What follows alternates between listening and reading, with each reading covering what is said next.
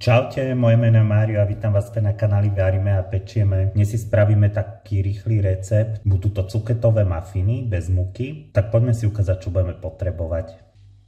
Cuketu, vajíčka, tvrdý syr, kukuricu, červenú cibulu, petržlenovú vňať, smotanu na šľahanie, sol a mleté čierne korenie.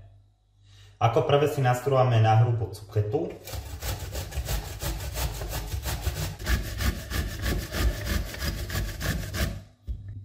Nastrúhanú cuketu osolíme.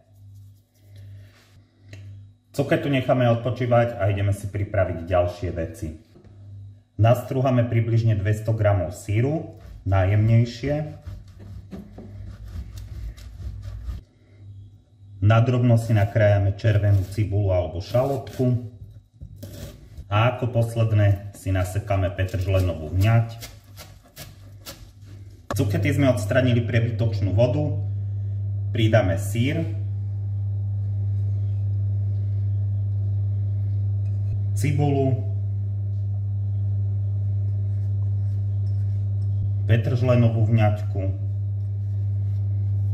Mleté čierne korenie, kukuricu a rukou poriadne všetko premiešame.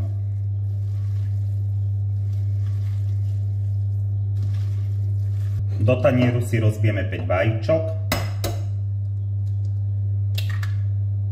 osolíme, pridáme smotanu na šľahanie a vidličkou rozmiešame.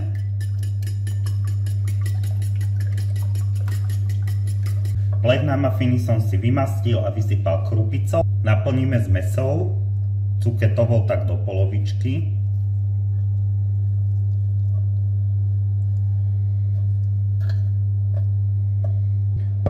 Cuketovú vrstvu máme, teraz dáme na vrch vajíčkovú zmes.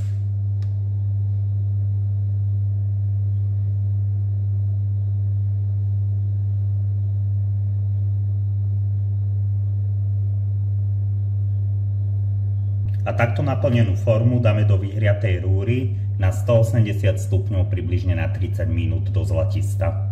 Už necháme iba vychladnúť, môžeme podávať. Napíšte dole do komentára, či sa vám podarili a či chutili.